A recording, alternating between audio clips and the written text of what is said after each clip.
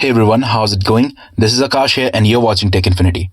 So in this video we are going to have a look at the Derpfest ROM based on Android 10 for the LG V30. So I'm using this on my H930DS.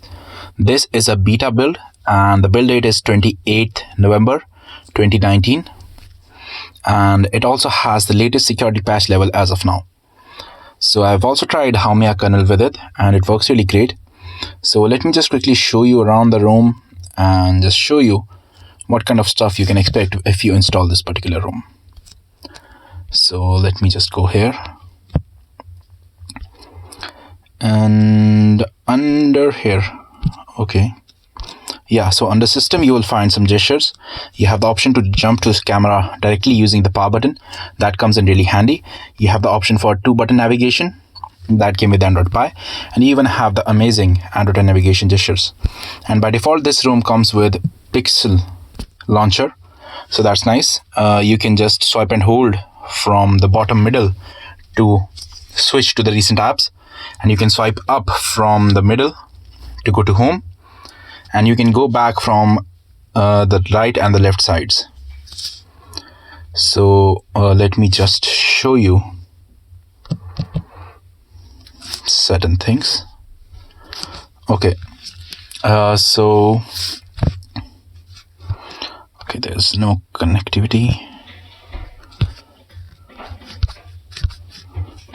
Yeah, so this is basically the bugs those are present on this particular QROM. So I'll be leaving a link to this down in the description below. So just let me quickly run through this. Hotspot works only when there is no security, i.e. it's when it's open, and Wi-Fi may or may not work for you. There's a fix here, couple of fixes here, and there's an additional fix that is available here. I'll be adding that link to this article, and this article will be available down in the description below.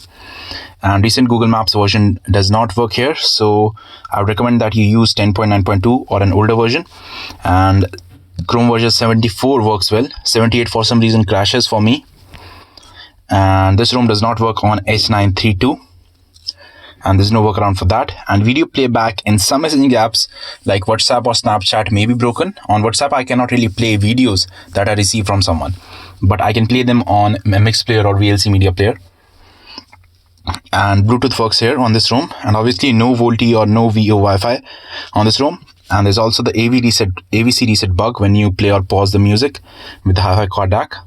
And there's a static sound on loudspeaker on video calls, PUBG, etc. So use earphones and they will work fine. And audio recording does not work on some of the G cams, so I recommend that you use open camera instead for recording video. Now let me go back.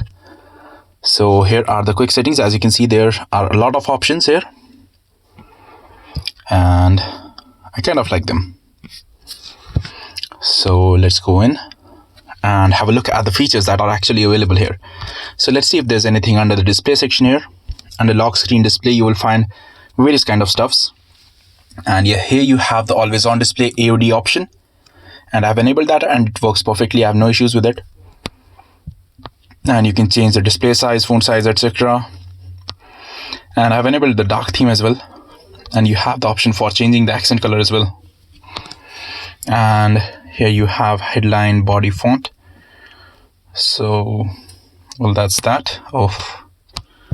Well, you can really go through it in your due time.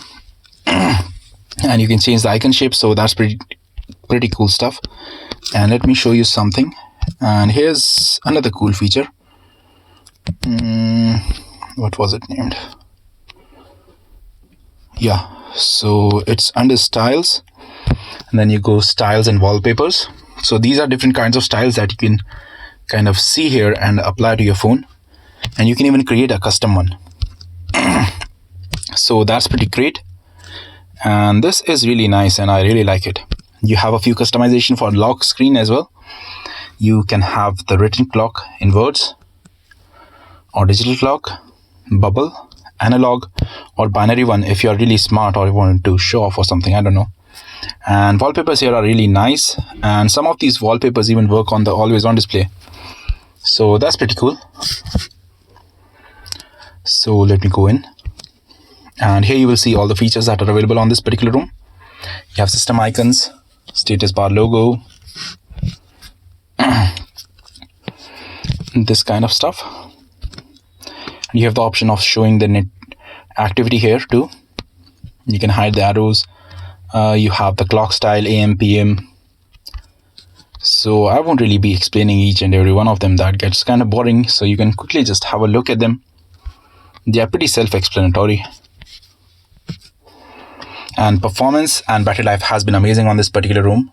I even played PUBG on this for 70 odd minutes and it worked really smoothly and I really enjoyed the experience there. And even the general fluidity, even if you can see from the video, it's really smooth. And battery life is just amazing on Q ROMs.